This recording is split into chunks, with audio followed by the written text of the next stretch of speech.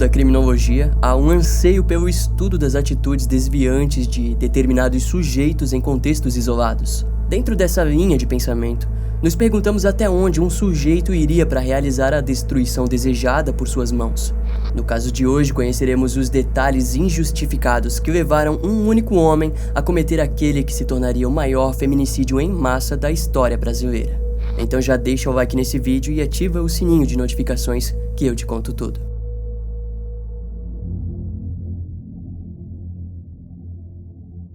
Em poucos minutos antes da virada do ano de 2016, no fim da noite de 31 de dezembro, um homem armado com uma pistola 9mm invadiu a residência de uma família que comemorava o Réveillon. A casa ficava na rua Pompílio Morandi, na Vila Proust de Souza, em Campinas.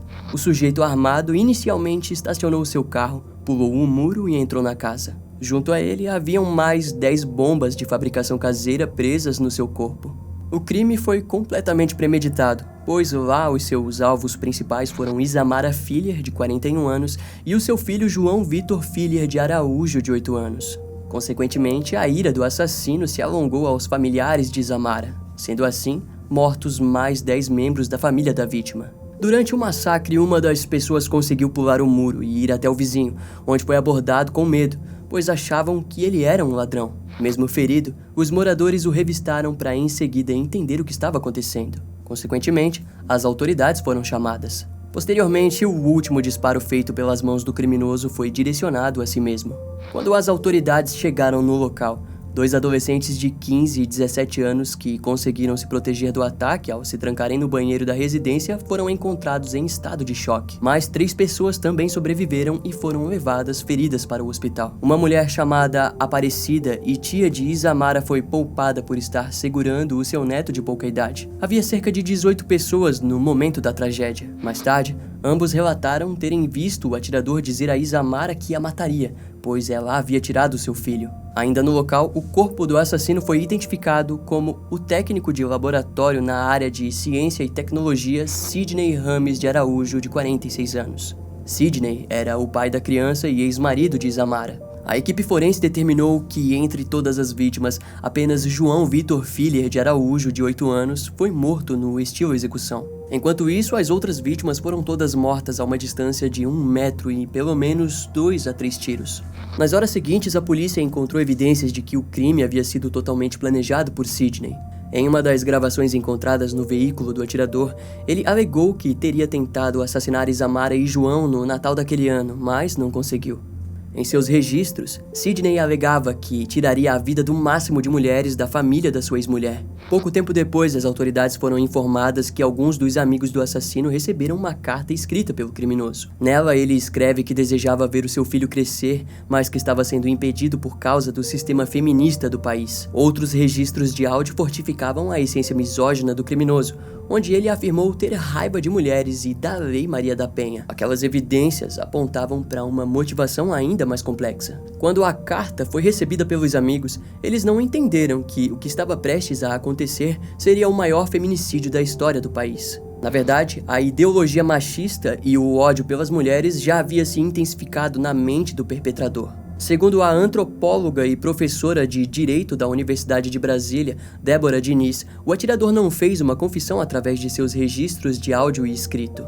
Em sua opinião, o que Sidney procurou fazer antes de cometer suicídio foi um tipo de convocação. Ele estaria comunicando através dos seus assassinatos que todos os homens que acreditavam no mesmo que ele deveriam agir conforme suas atitudes. Em outras palavras, era um chamado para que mais mulheres fossem mortas. Antes do crime, Sidney se enxergava como um mártir, e aquele seria o ato que selaria o seu ideal para sempre no Brasil. Conforme os familiares e amigos foram entrevistados, a polícia acabou descobrindo que Sidney e Isamara estavam envolvidos em um processo judicial pela guarda do filho. Ao que conta as testemunhas, o casal teria se separado devido à suspeita de que Sidney estivesse abusando sexualmente do próprio filho. Na Delegacia da Mulher de Campinas, também foram localizados cerca de 3 registros de boletim de ocorrência contra Sidney Rames de Araújo. Todas as denúncias foram feitas por Isamara, que alegava ameaça de agressão e morte. Outros 2 processos registrados na delegacia de Campinas também foram localizados e envolviam ameaças e a denúncia por abuso sexual contra o filho. Um processo judicial sobre a denúncia de abuso sexual foi processado no ano de 2012. E na época, a justiça concluiu que, embora não tivesse provas concretas, o comportamento de Sidney foi considerado inadequado. A justiça disse que João Vitor Filier de Araújo, que na época estava com 3 anos, deveria ser protegido, mas não ausentado do convívio com o pai. Por conta disso, o homem ficou quase um ano inteiro sem ver seu filho. Outras testemunhas ouvidas, como a professora do garoto, disse que João alegava não gostar de Sidney e até mesmo que ele havia ameaçado o garoto de morte. Conforme o alarme do caso se expandia, a imprensa chamou o ocorrido de chacina. No entanto, o Centro de Referência e Apoio à Mulher disse que o crime deveria ser definido como um feminicídio em massa. A ex-ministra da Secretaria de Políticas para Mulheres também se pronunciou ao trazer uma visão mais ampla do caso. Segundo ela, a restrição e a raiva pelo fim do casamento foi a motivação para o crime de vingança cometido por Sidney. Contudo, ela deixa claro que os alvos de Sidney no dia do crime eram predominantemente femininos e que por si só já era um sinal claro de ódio às mulheres. Naquela altura, as cartas do criminoso tinham sido compartilhadas pelos jornais e a mulher disse que aquilo foi um erro. Afinal, caso um homem com os mesmos ideais lesse a carta que foi apresentada fora do contexto, serviria fortemente como um empurrãozinho a mais para um comportamento parecido. A agência Patrícia Galvão disse que o discurso de ódio explícito de Sidney era um perigo e poderia disseminar mais ódio. Nas cartas do assassino, o mesmo renomeava Lei Maria da Penha para Lei Vadia da Penha. Tal informação fez com que várias mulheres, até de cargos importantes, se manifestassem, como é o caso da deputada federal Jandira Fegali, que compartilhou ter passado por diversas partes do país onde os relatos de agressão contra as mulheres são enormes. Ela finaliza ao dizer que um discurso como o de Sidney jamais deveria tomar eco em pleno século XXI. O caso acabou sendo divulgado por toda a mídia nacional e internacional, causando revolta em todo o mundo. O prefeito de Campinas, Jonas Donizete, declarou luto de 3 dias para o estado. Junto a ele, na época, presidente do Brasil, Michel Temer, disse lamentar profundamente sobre as mortes ocorridas em Campinas. A ex-presidente Dilma Rousseff, que foi chamada por Sidney em sua carta de vadia no poder, compartilhou em seu Facebook que o crime foi intolerável e que as mulheres devem ser protegidas. O trágico evento em Campinas remeteu diretamente à lei do feminicídio sancionada por Dilma no ano de 2015. Com a lei, o feminicídio passou a ser considerado como um crime hediondo. O vislumbre desse caso nos lembra que já se passaram cerca de 16 anos da Lei Maria da Penha e 7 anos que o feminicídio foi atribuído ao Código Penal do país, mas mesmo assim os índices continuam aumentando. Em 2017, várias revistas e portais de notícias online registraram comentários de pessoas que tentavam justificar as ações perversas de Sidney. Em resposta, a reação da sociedade brasileira, a ONU e Mulheres do Brasil, publicou uma nota na época onde declararam que é inadmissível que as mulheres continuem a ser barbaramente assassinadas, além de pedir para que a lei do feminicídio fosse ampliada pelas autoridades. Outra questão que atuava no mesmo momento que a indignação nacional e internacional pelo crime foi as dores que o crime causou nos familiares das vítimas. Alguns dias antes do feminicídio em massa ocorrer, aquela mesma residência havia abrigado momentos felizes. Toda a família era composta por grandes mulheres que diariamente queriam uma vida melhor, mas que sabiam possuir a confiança e o apoio uma da outra.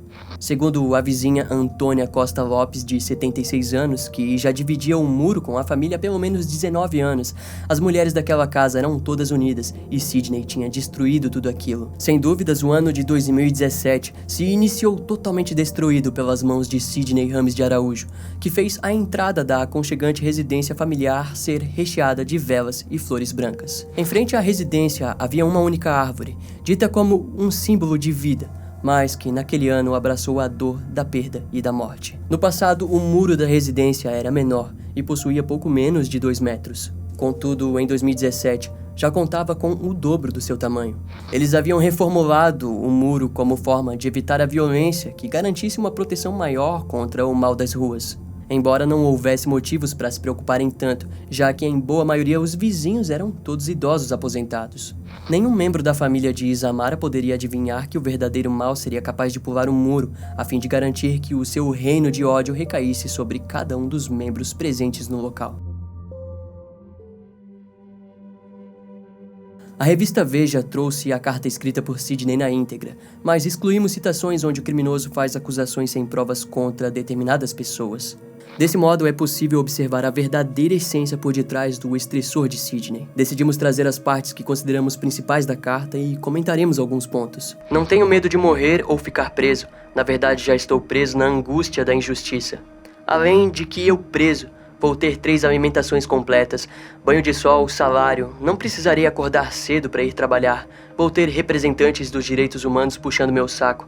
Também não vou perder 5 meses do meu salário em impostos. Morto também já estou, porque não posso ficar contigo, ver você crescer, desfrutar a vida contigo, por causa de um sistema feminista e umas loucas. Filho, tenha certeza que não será só nós dois quem vamos nos foder.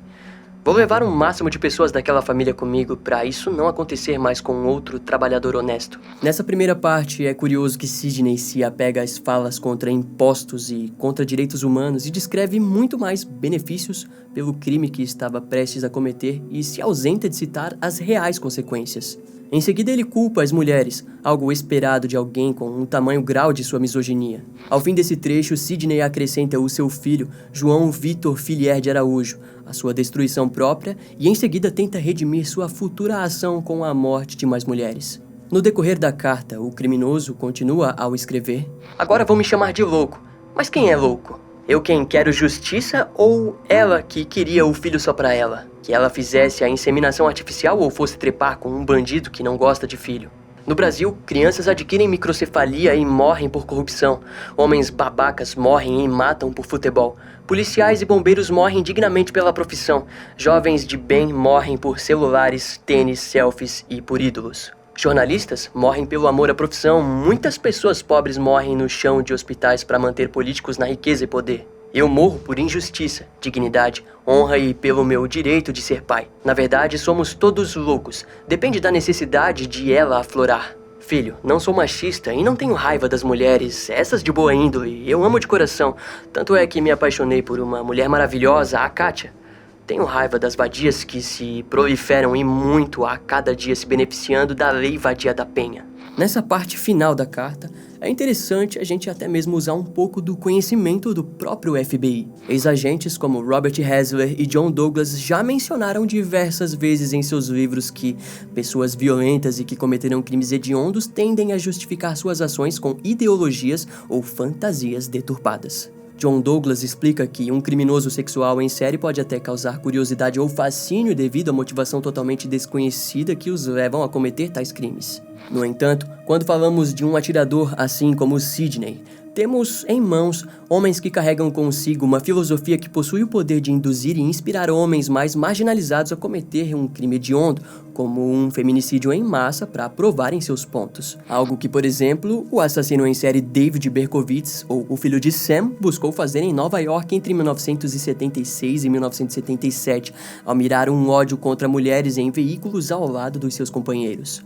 No caso de hoje, Sidney escreveu diversas vezes que a culpa está nas vadias, e acrescenta que existem mulheres de boa índole e que essas não merecem o seu ódio. Contudo, o que supostamente difere essas mulheres é o fato de que elas não se levantaram contra ele.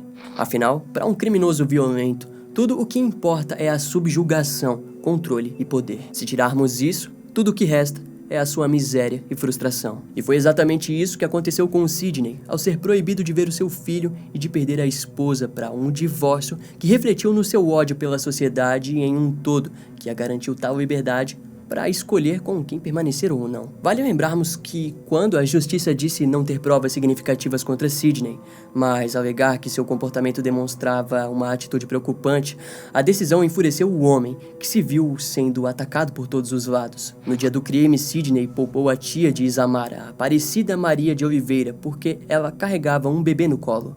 Em contrapartida, não poupou a filha dela, Carolina de Oliveira Batista. Tal atitude demonstra a execução de uma ideologia onde em sua mente possuía porquês para cada morte de uma mulher. Muito obrigado por ter chegado até o final do vídeo, espero que você tenha gostado. Não esquece de deixar um comentário aqui embaixo contando a sua opinião sobre esse vídeo, que é muito importante. Se você quiser ter acesso a todos os vídeos que ainda não foram pro ar, mas que já foram produzidos, é muito fácil. Clica aqui embaixo em Seja Membro e torne-se um membro desse canal. No mais, você pode continuar assistindo a nossa playlist de casos criminais, clicando no primeiro link da descrição. Eu vou ficando por aqui, até a próxima e tchau.